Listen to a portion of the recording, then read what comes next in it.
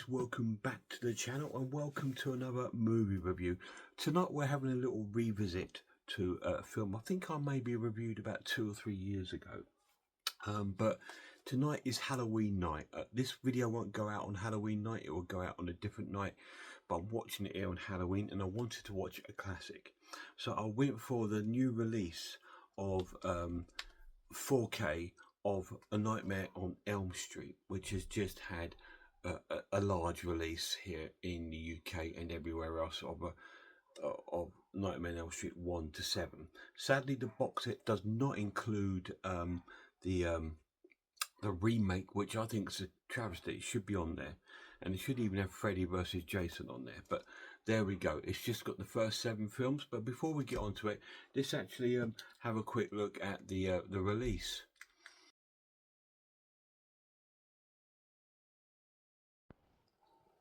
So here we are, guys. Here is the physical release of A Nightmare in Elm Street on Elm Street on 4K. But this actually includes all 7 of the films except the latest remake. This is the latest release from Warner Brothers. It comes in a slipcase. So we'll take off the cellophane.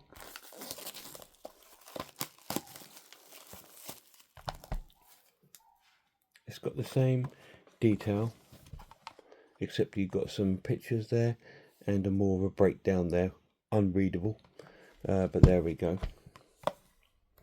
So we'll open the box. You're greeted with a pair of 3D glasses. Shame there's only one pair. It's just like, well, maybe you want to watch it with someone else, but there you go. You've only got one pair, so you have to share that. And this is the film we'll be watching, A Nightmare on Elm Street. There's no booklet or anything else with it. The 3D glasses go, I believe, with one of the other sort of movies, which has 3D effects on it, as the 3D version. But we'll cover that another day. Today we're just looking at that one, which is A Nightmare on Elm Street, the first of this franchise. And that is the release of A Nightmare on Elm Street on 4K. So although this was a quite expensive set, it was £100, it's got nothing super duper about it apart from one pair of 3D glasses, which again, it's kind of dumb, because if you're watching it, so if I'm watching it with my lad or you know, or friend, only one of us can watch it in 3D, and that's just ridiculous.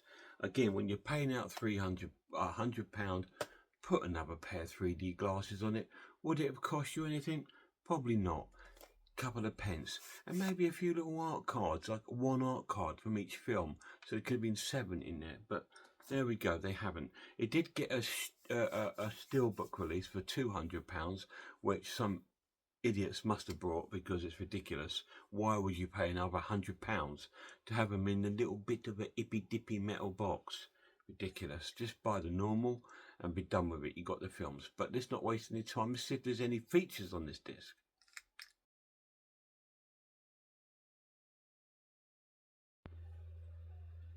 So here we are at the main menu for A Nightmare on Elm Street on 4K.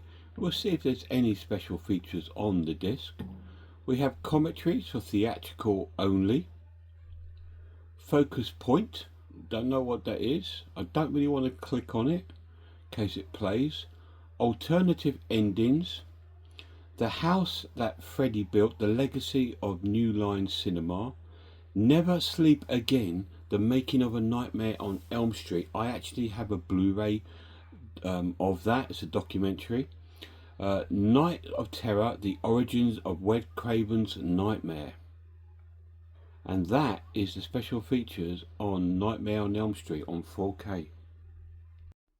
So there is a wealth of special features on there, which is absolutely shocking and surprising, and it's really cool. It's actually got the documentary on there, Never Sleep Again, which was released by 101 Film. It is a feature-length documentary, so it's got some really good features on there. So let's have a little look at the story.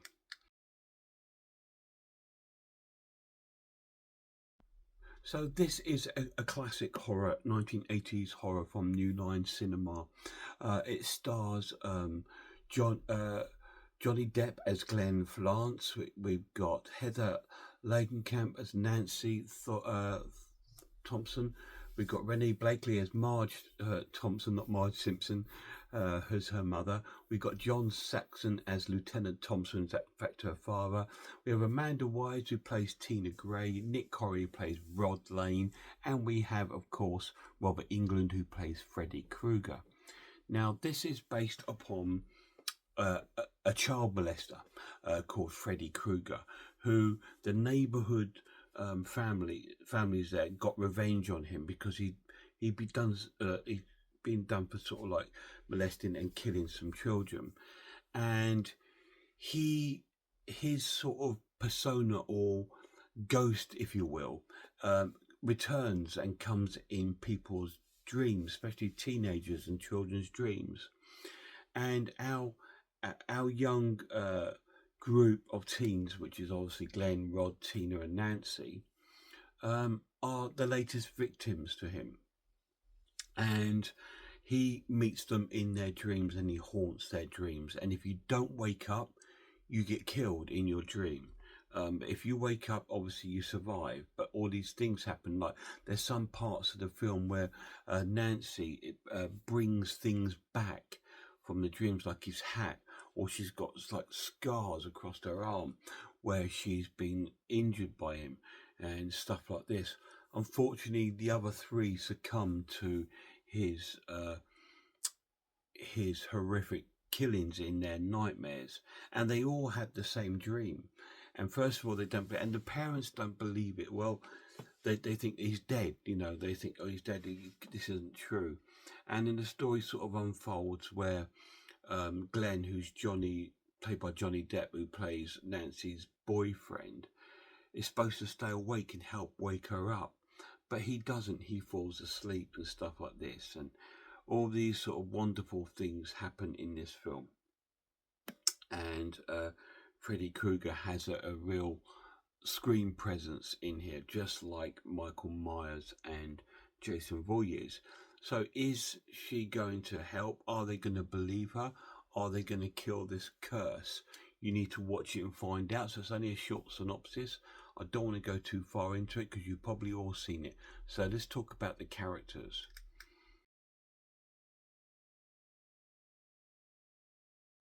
It's a fantastic cast and they all play their role really well. I love Johnny Depp in this film. This is his first feature film and he's absolutely wonderful in it. And Heather is fantastic as Nancy, and it's great to see John Saxon in this amazing film. He's a great actor. I love John Saxon. He's been in loads of horror films. He's a bit of a horror icon, and sci-fi films like Starship Troopers and stuff like that. But I really loved him in Visiting Hours, and I love him in this. It's a really, really cool film. So let's go to my final verdict.